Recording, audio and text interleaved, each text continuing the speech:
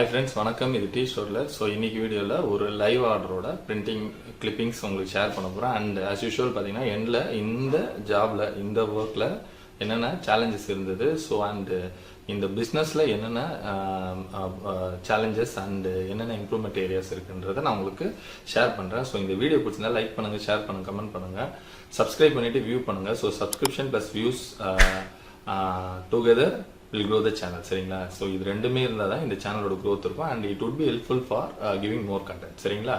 இப்போ நம்ம வீடியோக்குள்ளே போகலாம்.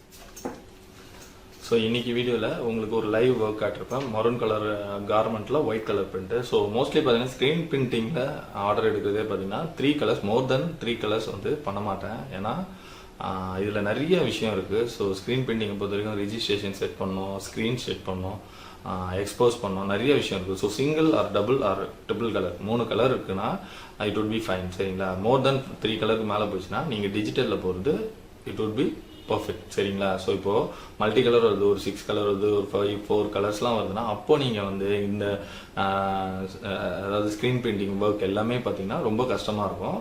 பட் உங்களுக்கு குவான்டிட்டி அதிகமாக இருக்குன்னா கலர்ஸ் உடன்ட் பி எ ப்ராப்ளம். சரிங்களா? ஸோ கலர் அதாவது குவான்டிட்டியும் கம்மியாக இருக்குது, ஒரு 50 டிஷர்ட்ஸ் தான் இருக்குது, ஒரு 4 கலர் 5 கலர்ஸ் வருது அப்படின்னா you can go with DTF transfer. சரிங்களா? டிடிஎஃப் டிடிஜி அந்த மாதிரி டிஜிட்டல் ட்ரான்ஸ்ஃபர் போயிடணும். ஸோ ஸ்க்ரீன் பிரிண்டிங்கில் இந்த நிறைய விஷயம் இருக்குது. அண்ட் இந்த வீடியோவில் இம்பார்ட்டன்ட் திங் என்னென்னா ஒயிட் இங்கோட டீல் பண்ணுறது ரொம்ப ரொம்ப ஒரு கிரிட்டிக்கலான குரூஷியல் ஒர்க். ஒயிட் இங்க் என்ன ஆகும்னா திக்காயிரும், சீக்கிரமாக திக்காயிரும். ஸோ மற்ற சப்ஸ்ட்ரேட், அதாவது மற்ற கலரோட சப்ஸ்ட்ரேட் வந்து பார்த்தீங்கன்னா இதோட கொஞ்சம் பெட்டராக இருக்கும், இது ரொம்ப திக்காக இருக்கும். ஸோ என்ன ஆகும்னா உங்களுக்கு ஒரு 2 or 3 days விட்டுட்டீங்க அந்த இங்க்னா கொஞ்சம் கெட்டியாயிரும். ஸோ அப்போ என்ன பண்ணோம்னா இங்க் ரெடியூசர் இருக்குது, இங்க் எய்டுன்னுவாங்க. ஸோ அந்த ரெடியூசரை ஒரு 10 to 10 to 20 ட்ராப்ஸ் ஊற்றி ரொம்ப இது பண்ணிங்கனாலுமே அதோட ஒப்பாசிட்டி கம்மியாயிரும். இந்த ரெடியூசரோட வேலை என்னன்னா இங்கோட அந்த சப்ஸ்ட்ரேட்டை பிரித்து உடைக்கும். சரிங்களா? ஸோ அப்போ என்ன ஆகும்னா உங்களுக்கு இந்த ட்ராப்ஸ் ஊற்றி ஊற்றி கலக்கும் போது உங்களுக்கு கொஞ்சம் திக்னஸ் கம்மியாக வந்துடும். சரிங்களா? கொஞ்சம் தான் இருக்கணும், ரொம்ப இருந்தாலுமே உங்களுக்கு ஒப்பாசிட்டி வராது பிரிண்டில். சரிங்களா? அண்ட் இந்த ஒயிட் இங்க் எல்லாத்துலேயுமே நான் ஏற்கனவே சொன்ன மாதிரி டிடிஎஃப்லேயுமே பார்த்தீங்கன்னா ஒயிட் இங்கோட மெயின்டெனன்ஸ் தான் பெரிய வேலையாக இருக்கும். அண்ட் ஸ்க்ரீன் பிரிண்டிங்கில் மெயின்டெனன்ஸ்னு இருக்காது, பட் யூஸ் பண்ணும்போது கொஞ்சம் நீங்கள் வந்து அதை மிக்சிங் பண்ணி ஸ்டரிங் பண்ணி நீங்கள் யூஸ் பண்ணிக்கணும். அடுத்தது பார்த்தீங்கன்னா இந்த ஸ்க்ரீன் பிரிண்டிங்கில் மேஜர் இஷ்யூ என்னென்னா ரிஜிஸ்ட்ரேஷன். சரிங்களா? அது சிங்கிள் கலராக இருக்கட்டும், மல்டி கலராக இருக்கட்டும், மோர் தென் 2 or 3 கலர்ஸ் இருக்கட்டும், இந்த ரிஜிஸ்ட்ரேஷன் பக்காவாக செட் பண்ணணும். எப்படி ரிஜிஸ்ட்ரேஷன்னா நான் சொல்கிறது வந்து மல்டி கலரில் ஆல்ரெடி நீங்கள் ரிஜிஸ்ட்ரேஷன் செட் பண்ணிடுவீங்க. பட் ஃப்ளாஷ் பிரிண்ட் ஃப்ளாஷ்னு வாங்க, அதாவது ஃபஸ்ட்டு 2 பாஸு, அதுக்கப்புறம் ஹீட் பண்ணுவேன், திருப்பி 2 பாஸு.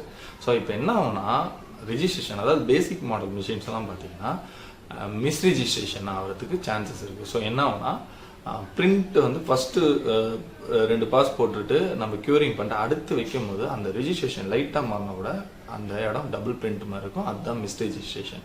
ஸோ இது எல்லாமே பார்த்தீங்கன்னா நீங்கள் வந்து எல்லாமே மைண்டில் வச்சு தான் ஒர்க் பண்ணணும். ஸோ பேசிக் மாடலில் இந்த மாதிரி பிரச்சனைலாம் இருக்குது. இந்த ஒரு 2.5-3 இயர்ஸில் வந்து பார்த்தீங்கன்னா இதெல்லாமே வந்து நிறைய ஸ்க்ரீன் பிரிண்டிங் பொறுத்த வரைக்கும் உங்களுக்கு எவ்வளோ காஸ்ட் எஃபெக்டிவாக இருக்கோ அந்த அளவுக்கு அதில் ஒர்க் இருக்கும். நிறைய மைன்யூட் டீட்டெயில்ஸ்லாம் எடுக்கணும்.